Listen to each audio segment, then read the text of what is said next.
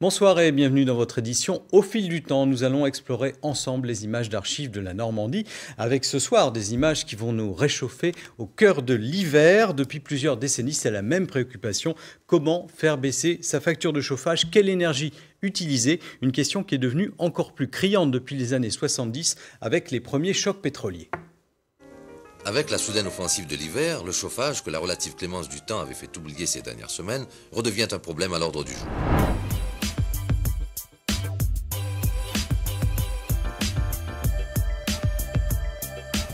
M. Dornano a indiqué qu'un rationnement de la consommation sera mis en place progressivement. La mesure de contrainte qui sera prise, ce sera une mesure de rationnement physique du fioul pour le chauffage. Par ailleurs, le Parlement examinera prochainement un projet de loi limitant la température des locaux à 20 degrés. En prenant par exemple 1 degré à l'eau de la Seine, on obtiendrait en 24 heures un pouvoir de chauffe comparable à 3000 tonnes de fioul. Alors on se demande si le chauffage à l'eau froide est oui ou non un mythe ou une réalité. Le principe est très simple et très connu, c'est le principe du réfrigérateur. Si l'on refroidit un corps, on récupère de la chaleur. C'est en fait un réfrigérateur à l'envers. Un test réalisé par 50 millions de consommateurs sur 2 maisons identiques de 93 mètres carrés montre que le coût annuel du chauffage au fioul est de 2140 francs, à l'électricité 3880 francs. Alors pourquoi un tel développement du chauffage électrique intégré?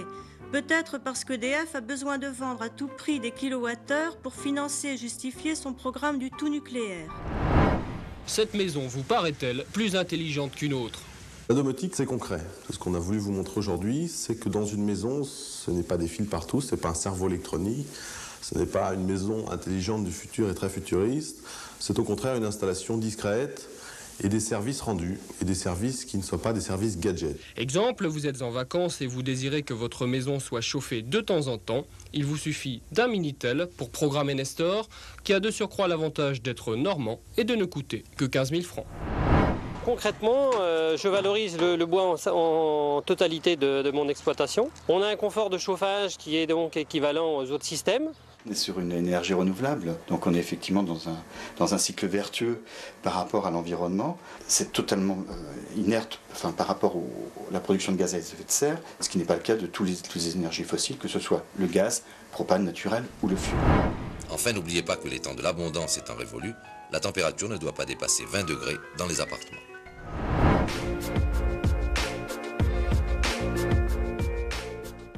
Bonsoir Pierre Dubourg, vous êtes conseiller énergie à Biomasse Normandie, donc vous donnez des conseils aux particuliers pour faire les bons choix, pour se chauffer et sans dépenser trop, conseil gratuit, précisons-le.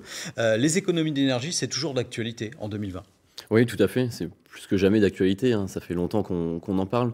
C'est bien que ce soit maintenant mis en avant et dans les médias, médiatisé, parce que voilà, c'est très important que ce soit les économies d'énergie ou l'environnement en général.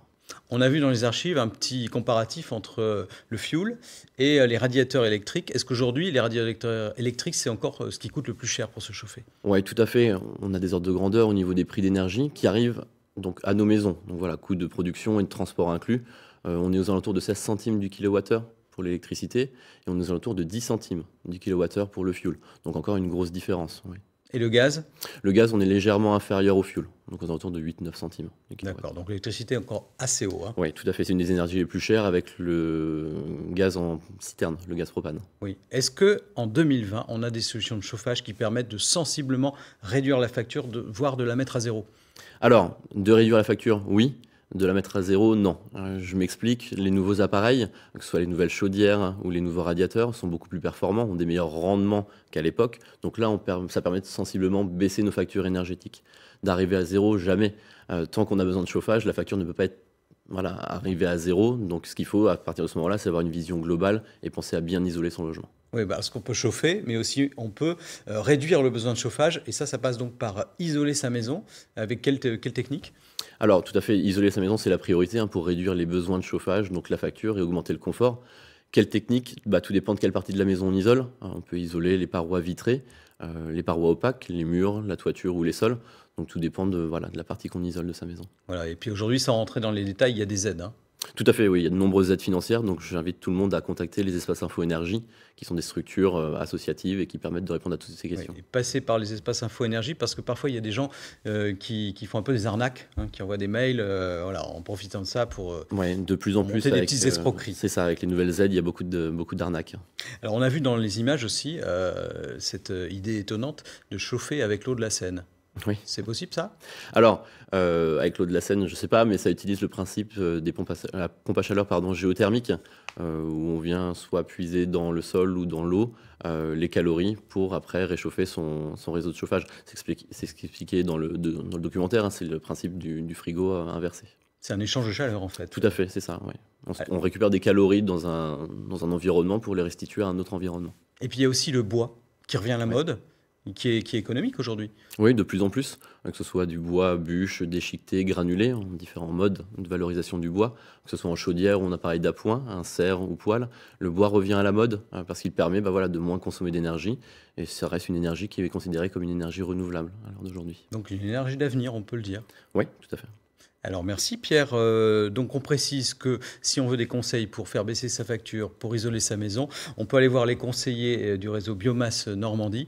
Alors Biomasse Normandie, c'est notre association. Donc oui. Nous, on est l'espace Info Énergie sur le Calvados.